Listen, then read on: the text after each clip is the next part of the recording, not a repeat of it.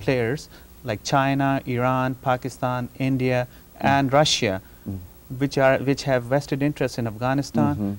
Get them on a table, negotiations, make sure we guarantee the rights of Afghan for next 10 years, 15 years, let them decide their own fate. Let them have institutions built, let them have employment, let them have democracy in their country, and let the ethnic and religious diversity prosper in Afghanistan. I think that would be the right thing. Do you think that we've overlooked the ethnic and religious diversity in these two countries when we start making our policy? I think we have, and I think we can't expect either Pakistan. I wrote my book, The History of the Peoples of Pakistan, because there are all these different peoples, and there are different Islamic traditions. There's not just one Islamic tradition, there are many.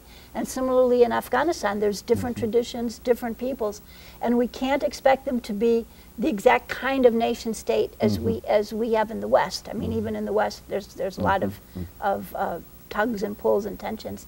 But I think that President Obama came in promising diplomacy over militarism, and I hope that he will continue. That he was given the Peace Prize for that attitude of working towards through diplomacy rather than through arms.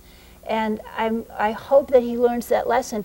They always say, when they're pursuing military ends, that of course we'll also have aid, we'll also have diplomacy, we'll also have development, but those things always get left by the roadside, and they become just lip service. They get destroyed by the so we war need itself. to really turn this inside out and put diplomacy in the lead, development in the lead, because it's prosperity and stability that will end terrorism. It's not bombs. And a lot of folks are simply unemployed. Young people just don't have any jobs. They don't. Education is needed. All of the money that we're putting on drones and tanks and etc. that could be very, very helpful in terms of creating a different kind of situation that would allow us, give us some kind of justification of being able to withdraw. Is that what the two of you are saying? Education. When people are educated, when they have employment, they won't have enough time to go with these extremists. Then this religious extremism will die out. That would be the right way to do.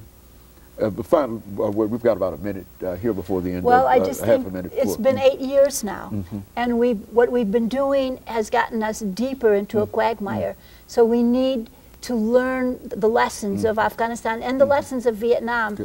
And when I was young, I was worried about my brother in the Vietnam War. Now I'm worried about my nephew in Afghanistan. We have to learn the lessons of history. Very good. And let me thank the two of you, Ms. Hussain and Dr. AArain, for coming by and giving us that excellent information today, because I think that we are all so confused in reference to what is going on, the killing and etc. But I think that that is a ray of hope in reference to what we're trying to do. And let me encourage our audience to tune in again next week for another informative edition of Comments. Thank you and goodbye. Thank you.